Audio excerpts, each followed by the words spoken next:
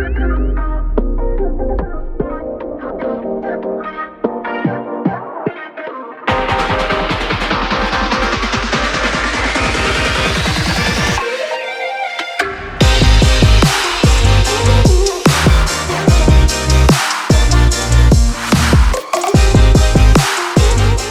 now for So part you're basically two. saying, like, if you have a blinged out blazer, let that blazer stand alone. Let it speak. Yeah. Yeah. You can mix it with something. You can mix it with anything. You can mix it with a t-shirt.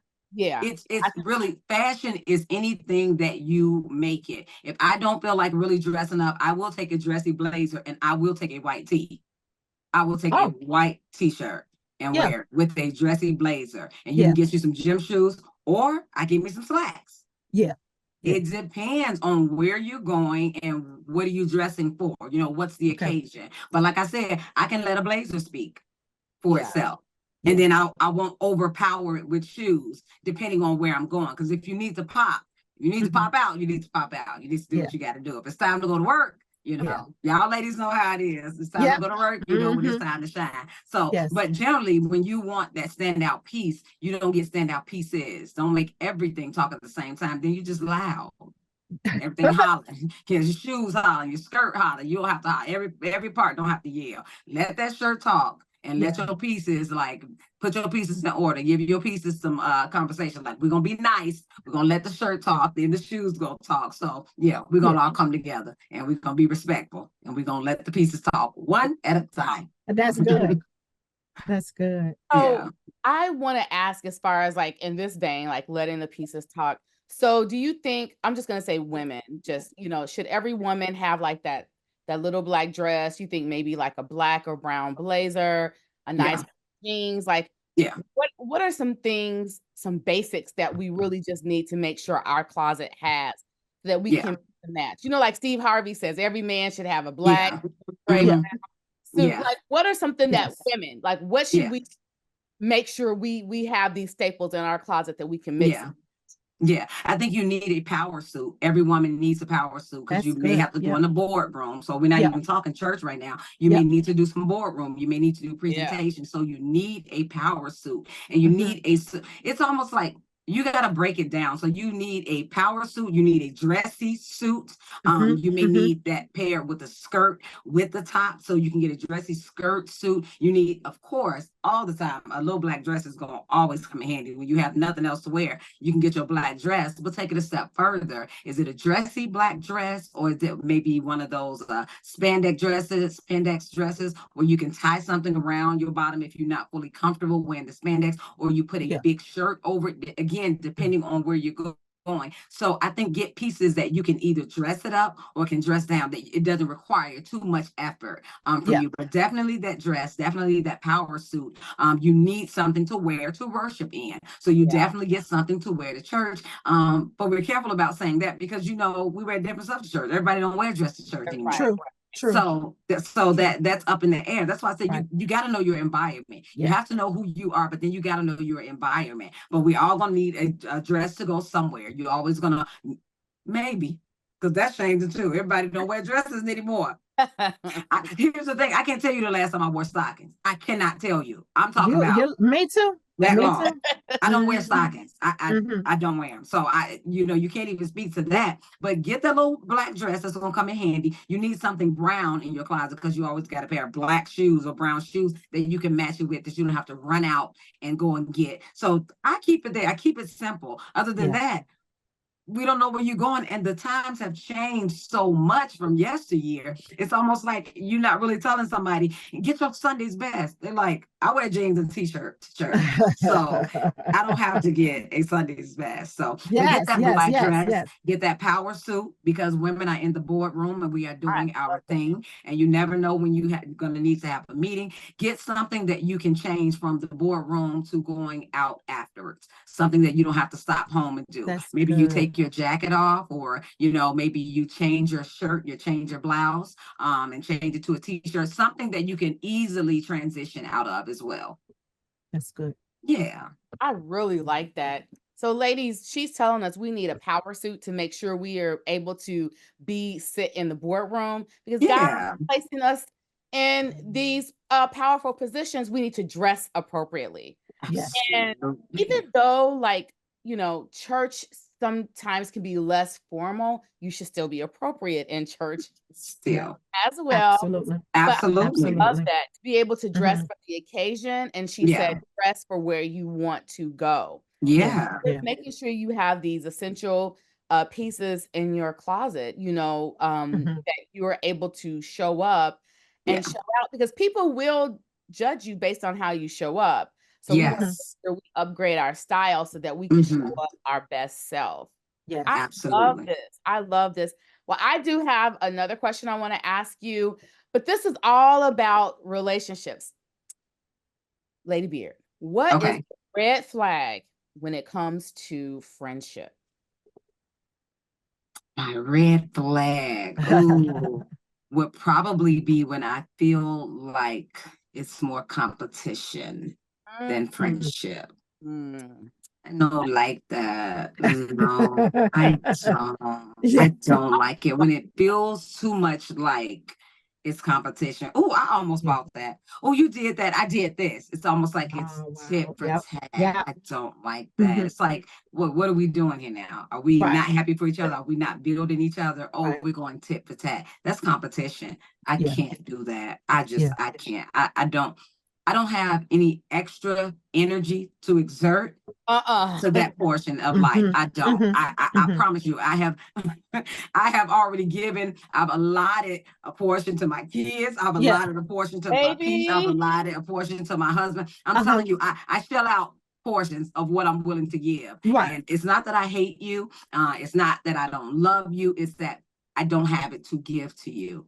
So which makes me well, friendships, when you know how any relationship, when it doesn't work out and when you break, whether it's you divorcing your husband or, like I said, a friendship that feels like a divorce, I don't walk away from relationships being upset. And I said this for years, and my ladies who I talk to, they will all tell you that I say that I choose to not be mad. I choose to not be mad. So I walk away unoffended. Really, it takes a lot to offend me. I'm almost unoffendable. I really am. That is good.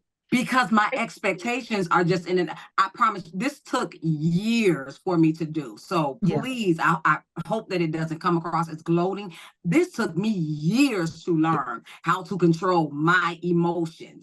That's what it really is about. I got to control how much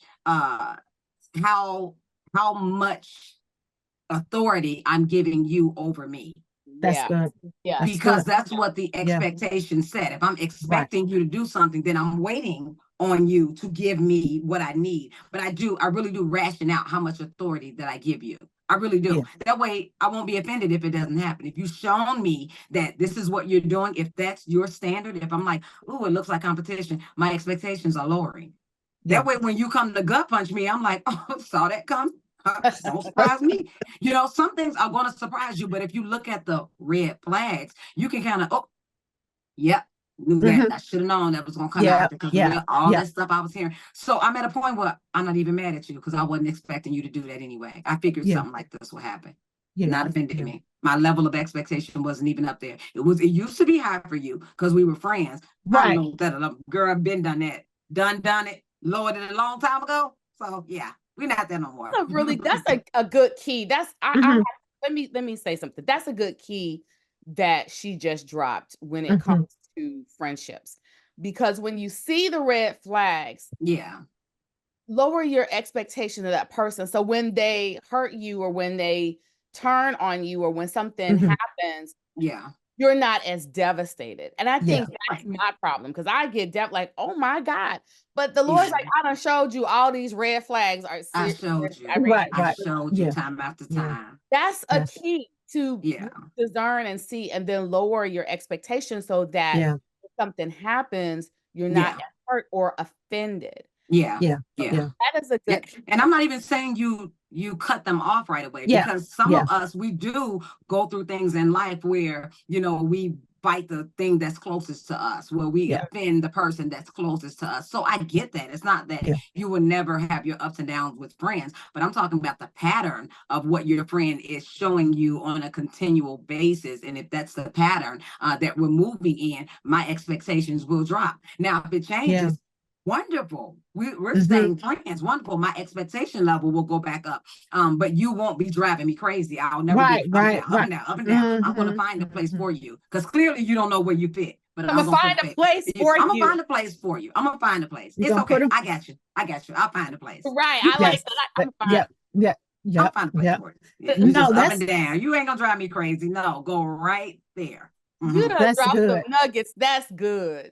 Yes, it's funny because Irene and I, we always talk about having like this friendship shelf. And you have to put your friends, your associates, your acquaintances, your besties, whomever it is, you place them on a certain part of the shelf. So it's like, you know what? I'm gonna put you. No, you gonna have to right down here. Yes.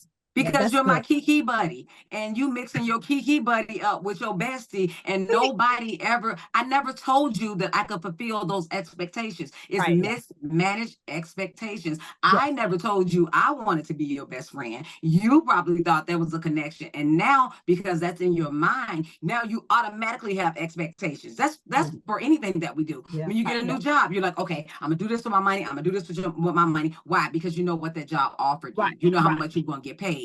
I never told you I was going to be your best friend. I never knew that it required me talking to you every day, listening to you cry, put your head on my shoulders. I don't want that, girl. I got 10 kids. I can't afford to have somebody else, in my life and give that kind of time to somebody. So you're expecting me to do something that I never told you I had the capability of doing.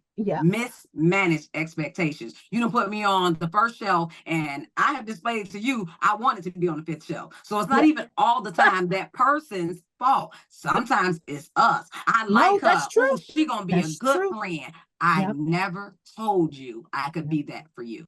You are mismanaging your expectations with me, bestie. Maybe ain't your bestie. Maybe I'm just your girl. Hey, girl. No, that's true. That's so true. It's like we have to have conversation. We gotta turn this into a relationship episode.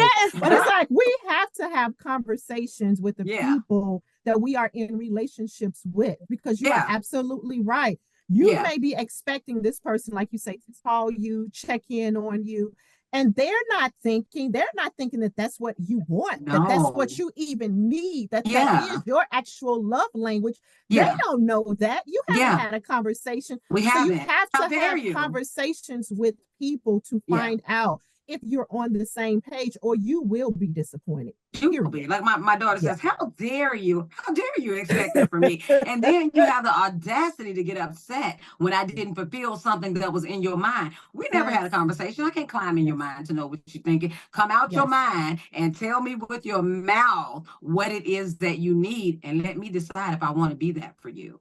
That part. You got to give me room to say no and take the offense out. You got to give me room to say I can't do that. You have to let people be who they are. And maybe I can't give you 100%. But if you really like me and you really cool and we really mesh, take the 20% that I give. Let's go out every other month and kick it and go out to eat, and let's enjoy each other. Just that 20%. That doesn't mean throw people away. We are really throwing good people away. It's not worth it, because I won't be your bestie. Why are you cutting them off? She's still a good kiki buddy. I love that. She's still somebody I can rock with. I love it. Why you cutting them off? Don't cut them off. I may keep you for something else. I can be a blessing to you. You can be a blessing to me. That doesn't mean we're even enemies, because we didn't form a certain level of friendship. I don't want to be your enemy. I just didn't want to be your bestie. Right. No, that's good. That's good. I love it. I love it. Manage your expectations. Manage your expectations. Yeah, talk to me. So looking on the green side of things, what is a green flag for you to know, like, she the one. He's the one. That's my friend. Lord. Loyalty. I'm huge on loyalty. As you can see, I'm not huge on social media. So my friends, you may not see plastered. And I say friends very loosely because I probably got two good friends who I trust, maybe two or three.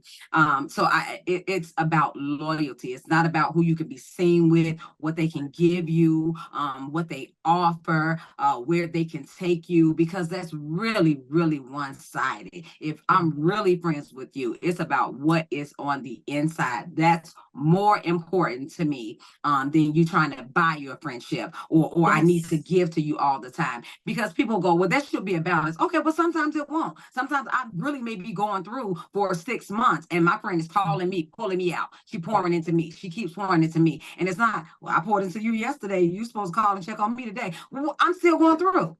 I'm still going through. Be loyal to me, meaning you're being loyal to my situation. We care about each other throughout. And it's just not unto. You just until it's time for you to do it. No, throughout, carry me if I need to be carried, and then allow me to carry you if you need to be carried. And then there's no this. It's just we are friends. There's no, oh, you can't carry me because I'm too weighty for you, honey. I can't come down and get. Well, that's really not a friendship. You're probably in a mentorship program. And you don't know. Exactly. Oh my God. You know what? You speaking, okay? You are speaking. Sure. Funny. Yes, I'm telling you, I lived it. This is not something that I'm just, talk. I study people. I promise you I do, because I got to know, look, it's too much going. My life may not be important to somebody else, and that's okay, because, of course, I'm not everybody's priority, but guess what? I'm my priority. So if I let you in my circle, that's important to me. I don't care if my little stuff, little Rudy Poo stuff, it can be Rudy Poo to you. It's something to me. So I cherish my stuff. I cherish my 4 children. I cherish the time that I spend with my husband. Yes, I cherish the time that I pour into myself. I cherish who I let in my circle. It means something to me. And just because it doesn't mean something to you, I'm not going to let you come in and ruin what I have. You're not going to disrupt my peace. It matters to me. I matter to me. So sorry, I matter. I actually like me. Sorry. That's good. Oh my God. This is good. Besties out there, look. Lady Beard has dropped all over the nuggets. Check your people. Today. All the nuggets. look, we went from style to friendships to relationships to managing your expectations. I mean, we have covered it all.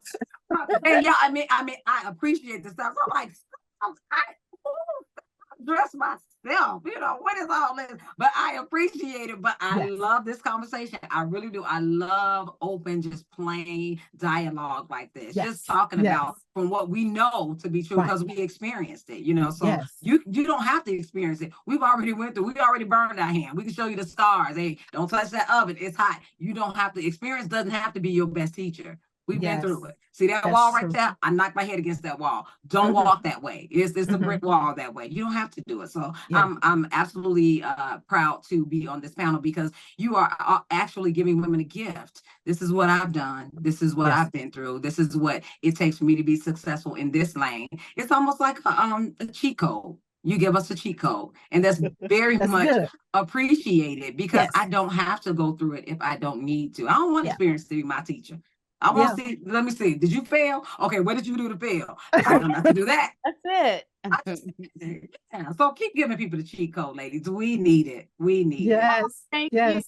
Thank you. Thank you so much, Jennifer, for being on the Bestie Advice. And besties out there, we hope again that you have been taking notes. You have been writing things down. You have received it in your spirit. Just don't hear it with your ears, but actually receive it in your spirit, and then do something about it. Yes. When it comes to our style, it's one thing that Jennifer said, and I want to just reiterate what she says, as far as you have to know who you are. And that's all the way across the board, having to know who you are, to define your style. And then also, look, to know who you need to have around you. Okay, you have to know who you are. What do you expect?